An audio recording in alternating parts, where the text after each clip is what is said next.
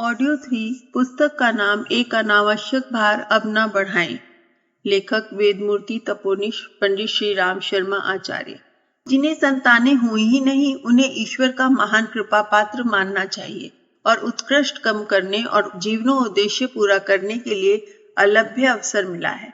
जिनके मात्र लड़कियां हैं, उन्हें समझना चाहिए कि परब्रह्म की तो नहीं, पर लक्ष्मी, सरस्वती, गायत्री जैसी किसी देवी की कृपा हुई। उनने अपनी पवित्रता के प्रतीक कोई देवी घर में भेजी। जिन्हें लड़के ही लड़के हों, उन्हें समझना चाहिए कि पिछले जन्मों में किन्हीं कर्जों का बोझ लाद कर मरा है, जो इस जन्म में कोल्हू के बेल की तरह पिटते कुटते उस कर्ज को चुकाना पड़ेगा। असल में बात यह है कि हमें सतयुग की ओर वापस सी लौटना पड़ेगा, जबकि सारी दुनिया में 15 करोड़ मात्र आदमी थे। खेतों का, जंगलों का अभाव नहीं था, जिसमें मनुष्य और पशु चैन से रहते थे। आज की बढ़ती हुई जनसंख्या ही, जो पेट भरने के लिए खाद अघात का विचार किए बिना किसी प्रकार पेट भरने की बात सोच रही है, अभी तो मुर्गों, मछली, सूअर जैसे जानवरों से पेट की अग्नि बुझाने की बात सोची जा रही है।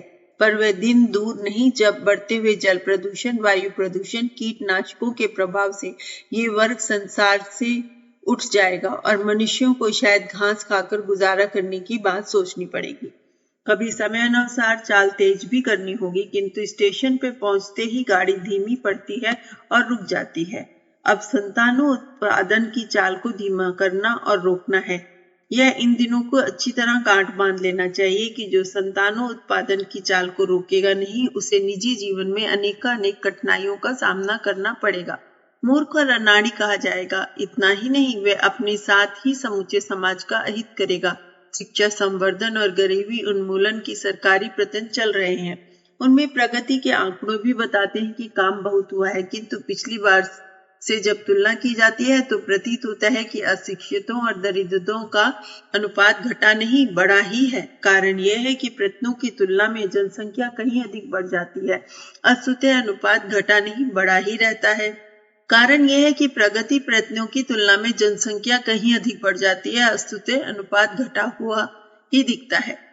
सारा विश्व अपना परिवार है। अगले दिनों वसुदेव कुटुंबकम के आदर्श को मान्यता मिलेगी। जिस प्रकार एक दयालु डॉक्टर अपने अस्पताल के मरीजों की पूरी देखभाल और चिकित्सा करता है, उसी प्रकार हम में से प्रत्येक को अपने निर्मलों, अशक्तों और साधनहीनों के लिए अपनी क्षमता को नियोजित करने की बात सोचनी चाहिए। इन दिनों अधिकांश लोग बौद्धिक व भावनात्मक दृष्टि से कहीं अधिक गए गुजरे हैं। गरीबी भी इसी कारण है और पिछली स्थिति में पड़े हुए हैं। जो सामने मौजूद है, उनकी सेवा सहायता में अपनी क्षमता को लगाना क्या बुरा है कि हम नए लोगों को इस निमित्त बुलावें जो यहाँ नहीं है, अनेक समस्याएं लेकर हमारे और संसार के ऊपर कूद पड़े। समझदारी इसी में है कि जितने लोग अत्यंत पीड़ित और सहायता के लिए आतुर हैं, पहले उन्हीं की देखभाल की जाए। जिनके पास उत्तराधिकार में कोई धन है, जो छोटों को कंधे पर बिठाना और दुलार करना चाहते हैं, उनके लिए इसी समय भटकते लोग इतने अधिक हैं कि वे उसी कार्य में आजीवन लगे रह सकते हैं, जबकि बच्चों की कोमलता का लाभ कुछ दिन ही उठाया जा सकता है। आज अनेकों अनाथालयों और विद्यालयों, चिकित्सालयों की आवश्यकता है। यदि सचमुच हम भावनाशील हैं और वात्सल्य की दुहाई देते हैं, तो यह अच्छा है कि जो काम हाथ में नीचे पड़ा है उसी को संभालें। यह पुकार न करें कि हमारे पास सेवा करने के लिए, दुलारने के लिए बच्चे नहीं हैं। उन्हें तो जितनी अधिक संख्या में जो चाहता है वह तत्काल अपने इर्द गिर्द से ही एकत्रित कर सकता है। अपने पराये का भेदभाव करने की बात कुछ बनती नहीं। सभी अपने और सभी पराये। अपनी संतान को परोसने से तो किसी को परोपकार बताने की आवश्यकता नहीं। या तो सभी अपने और सभी बिराने। मन की चौड़ाई इतनी होनी चाहिए कि जिससे अपने पराये भी समा सकें। जो लोग दरवाजे पर भूखे चिल्ला रहे हैं, उन्हें दुत्कार कर ऐसे लोगों को बुलाते ढूंढते फिरा जाए जो अभी हैं ही नहीं, जिन्हें बुलाने के लिए नए कष्ट उठाने और नए दायित्व उठाने पड़ेंगे। अपने को, अपनी पत्नी को जोखिम में डालना पड़ेगा।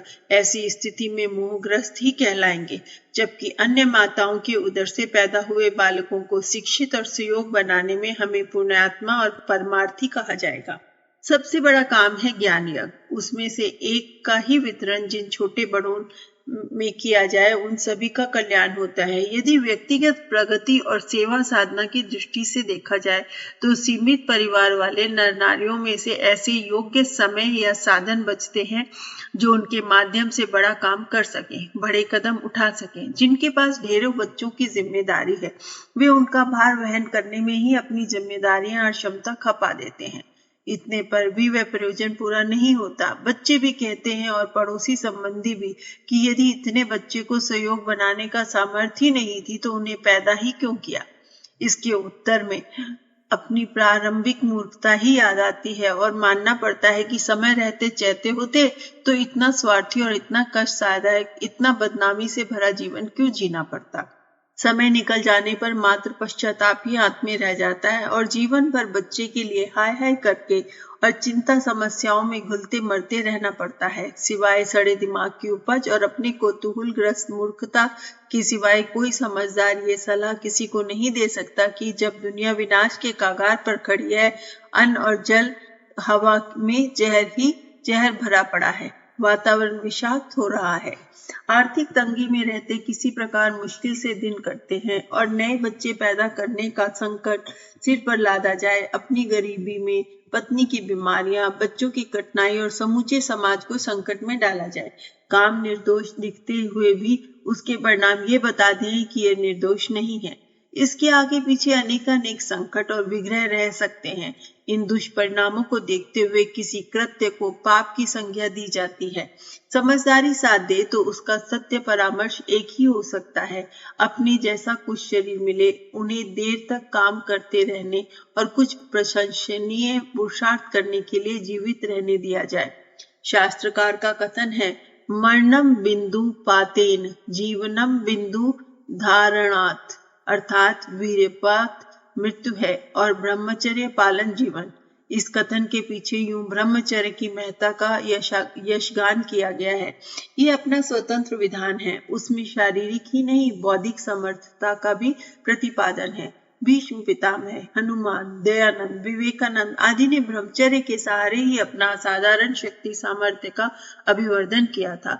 वे वन पढ़े तो कहना ही क्या, पर इतना न बन पड़े तो संतानों उत्पन्न रहित दाम्पत्य जीवन भी आप में इतनी बड़ी समझदारी का कृत्य है जिसे पुरुष से भी अधिक स्त्री का भी हित है। पुरुष पर तो प्रधानतः अर्थ उपार्जन का ही अतिरिक्त भार आता है।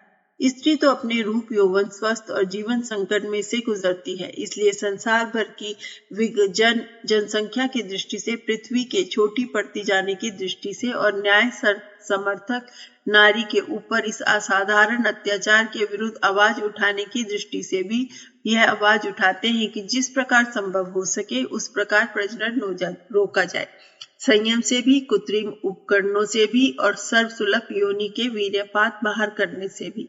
इस संकट से बचा जाए जिससे अणुयुद्ध जितना भयंकर कहा जाता है, अणुयुद्ध की विभीषिका का वर्णन होता रहता है और कि यदि अणुयुद्ध हुआ तो जीतेगा कोई नहीं, मरेगी सारी दुनिया। इस स्तर का दूसरा शीत युद्ध है।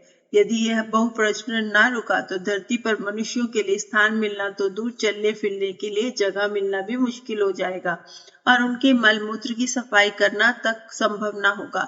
21वीं सदी के सुनहरे सपन वाले भी यही कहते हैं कि वैज्ञानिक प्रगति के कारण अगले दिनों भंडार भर जाएंगे। यदि युद्ध ना हुआ और अणु आयुधों का प्रयोग किसी प्रकार रोका भी जा सका तो जनसंख्या की दृष्टि से भी भयंकर विपत्ति रहेगी, जिसके कारण आर्थिक साधन जुटा लेने पर भी आवास निर्वाह की, सफाई की, पेयजल की, शुद्ध वायु का संकट इतना बड़ा होगा कि जिस पर नियंत्रण प्राप्त कर सकना मनुष्य के हाथ में किसी भी प्रकार न रहेगा और देवी विपत्तियां टूट टूट कर बड़े हुए जन समुदाय को अकाल मृत्यु के लिए बाधित करेंगी।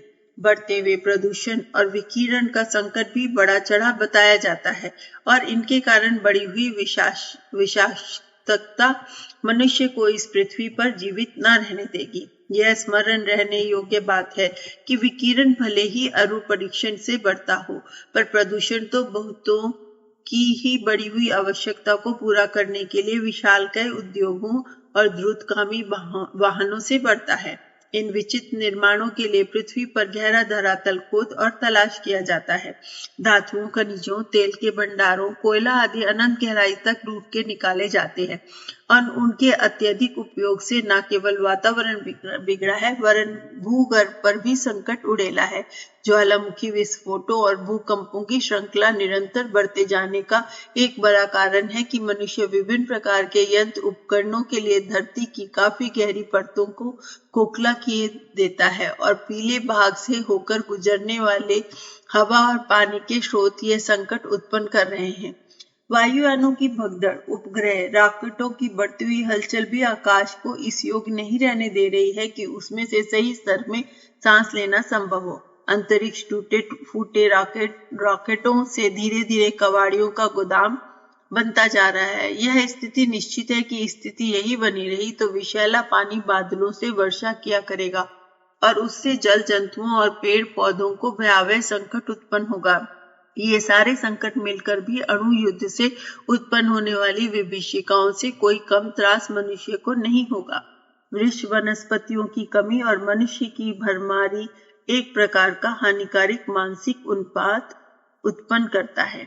उसके कारण मनुष्य अपनी असली संतुलन गंवा बैठता है और ऐसे हानिकारक कृत्य करने लगता है जिससे अनाचारों की बाढ़ कह सकते हैं। इन सब का परिणाम यह होता है कि जन समुदाय के बीच स्नेह सौजन्य तो टिकता नहीं, उल्टे दोषारोपण, छिद्रान्वेषण, अभ्यक्ष भक्षण, नशा, सेव, व्यभिचार जैसे दुर्वसनों की बाढ़ आती है और उनके कारण ही मनुष्य का व्यक्तित्व खतरे में पड़ता है। पृथ्वी का वजन उल्का पिंडों के आकाशीय धूलिकणों से गिरने से भी बढ़ता है। फिर मनुष्य जन्म से लेकर मरने तक जिस प्रकार जीवन यापन करता है उस हिसाब से धरती का बोझ बढ़ता है। इस बढ़े हुए भार से पृथ्वी का घूर्णन और पृथ्वी की कक्षा में अंतर आ जाता है और ऐसा संकट खड़ा हो सकता है कि धरती अपनी उपयोगी कक्षा को छोड़कर किसी ऐसे रास्ते चल पड़े जहां उसकी चंद्रमा, शनि, प्लूटो जैसी विचित्र स्थिति उत्पन्न हो जाती है और शीत पीत का असंतुलन उत्पन्न हो जाने पर से ही मनुष्यों का रहना उस पर संभव ना रहे। विज्ञान की हर शाखा को जानकर अपने अपने अनुसंधानों और आंकड़ों को प्रस्तुत करते हुए यह निष्कर्ष निकालते हैं कि मनुष्यों का बढ़ता हुआ संकट अगले दिनों ऐसा विग्रह खड़ा करेगा जिसका समाधान किसी के प्रकार भी संभव ना रहे। अच्छा यही है कि संतानोत्पन्न पर जैसे भी बने वैसे नियंत्रण लगाया जाए और महाविनाश से बचा जाए।